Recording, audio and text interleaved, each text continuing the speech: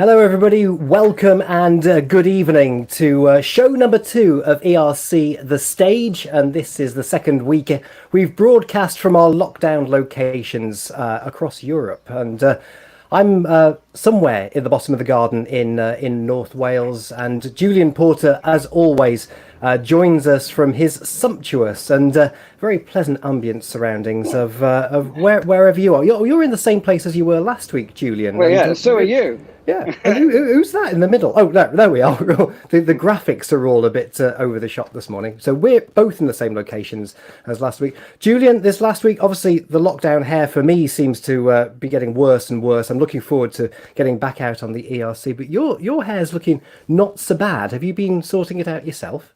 Home haircut. It's what you need, home haircut. Looks good. I contacted the girl who does my hair normally. She told me what to buy.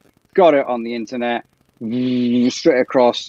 I mean, that can look a bit strange. It's maybe not 100%, but it's better than kind of like, whoa, big massive helmet hair. I'm looking forward to it.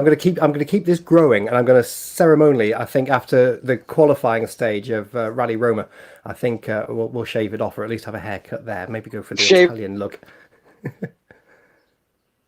In Rome. Yeah, that will do. We'll do that. Right. Nice to see you. It's lovely to see you. I haven't spoken to you for a while.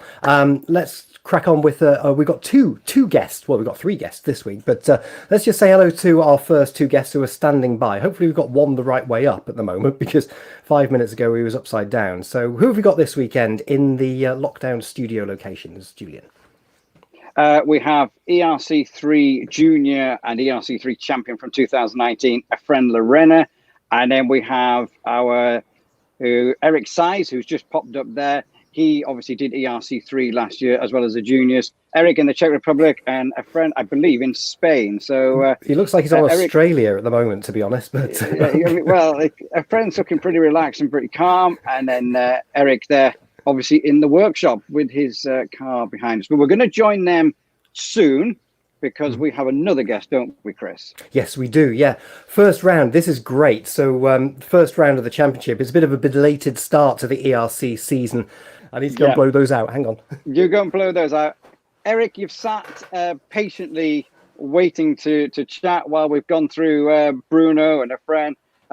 It's the youngest last in this situation, but you do have the coolest background.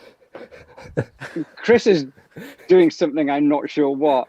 But you and Chris Rawls have a big common interest, because if you look behind Chris, he's got mountain bikes. So I'm going to let Chris ask you about your mountain biking career before we get onto the rallying. Get onto the proper stuff. Yeah. Eric, probably the most tidiest garage in Europe at the moment. Mine is the messiest. But obviously, you moved up to the ERC last year, and mountain biking is your main thing. Tell us about that. What sort of age did you get underway with the mountain biking? And what, for people who don't know, what kind of silverware have you won? And kind of, are you a big deal? I don't know when I started mountain biking, because in our country it's like that every small guy who has his own bike, he's going to woods and ride it. So I started when I can ride on the bicycle. But I think my 12th I start to race mountain bike, and I go like up and up and up. It was really nice, and I have really great memories from the bicycle, but the car is the car, what I can say. Really? I mean, are you feeling a little bit older now? Do you get a bit sweaty when you're pedaling the bike? But you were a downhill biker, so you basically got the car to give you a lift to the top of the hill, and then you just went down like some mental kind of bendy kid with lots of suspension and body armor on. So you didn't actually ride much, did you? You just freewheeled downhill. Everybody is thinking that downhill is like easy, but your heart is beating in I think 190 all the time. If you are going down, if you are going fast, for sure.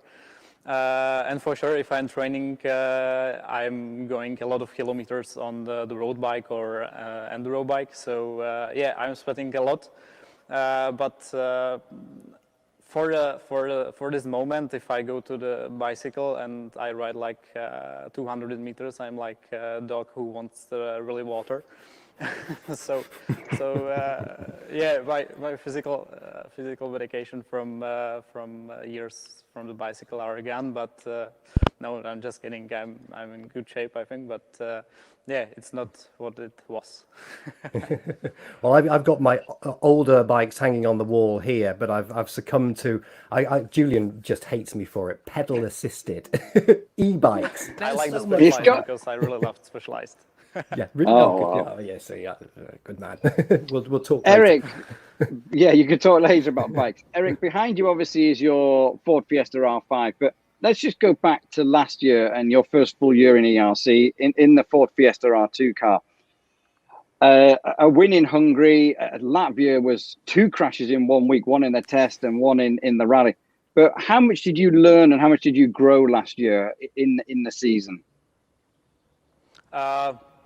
I would say like a lot, because it was, like you say, first year in some championship. It was the European one, and I was getting to know what is the ERC.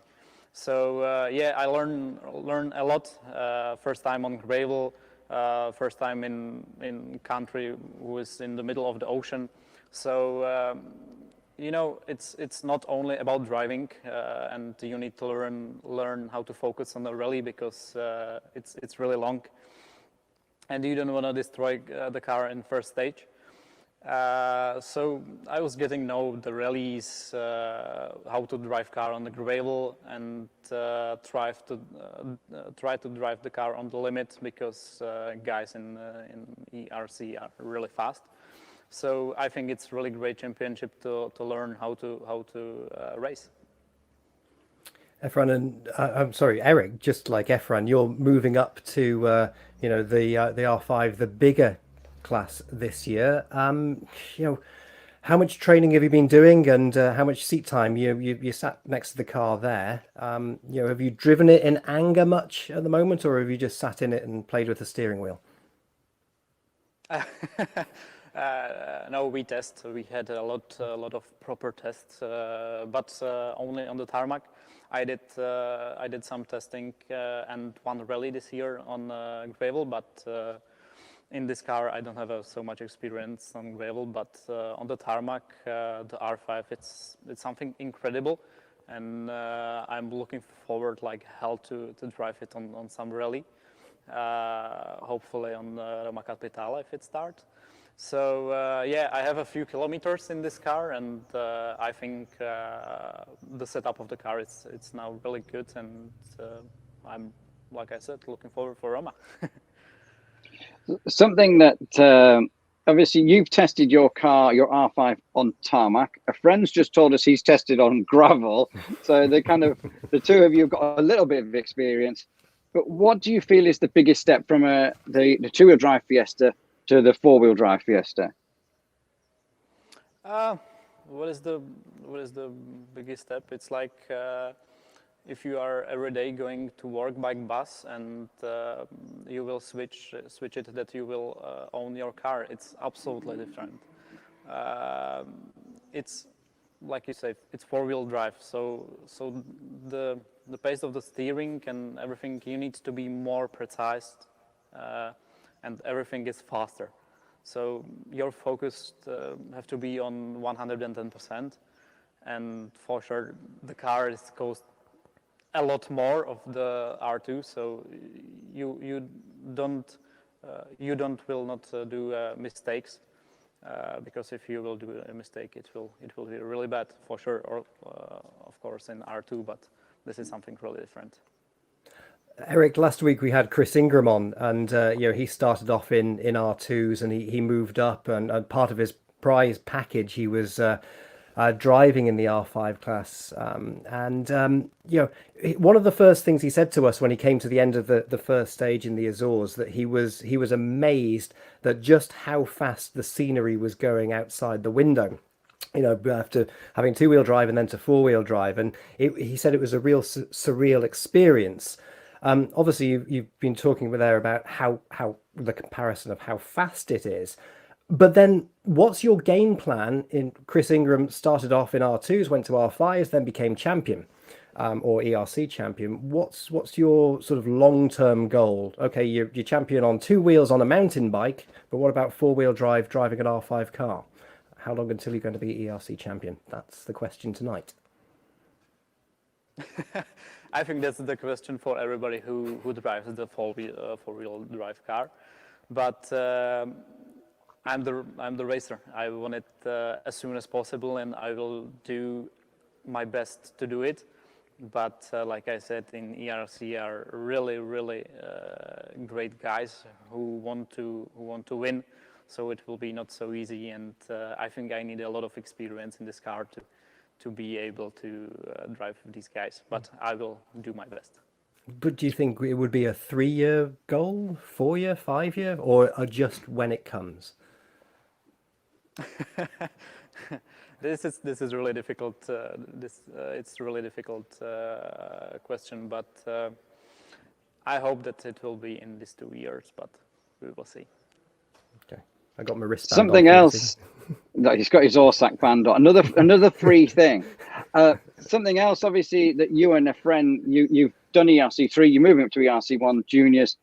Something else you have in common is you both have female co-drivers. Sarah Fernandez, who co-drives with a friend, and yourself with Jędrzejka Zarkova. Now, Jędrzejka sent us a message. She couldn't join us tonight, but she has sent us a message.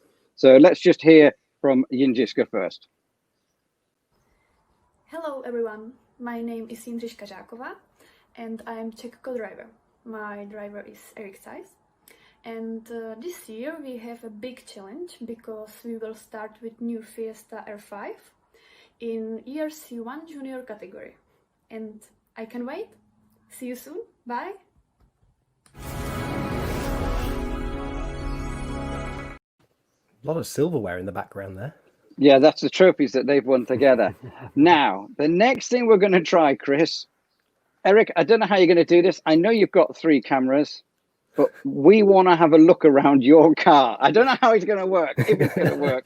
Good luck. But is that something we can try? Yeah, probably. Můžeme ukázat auta? If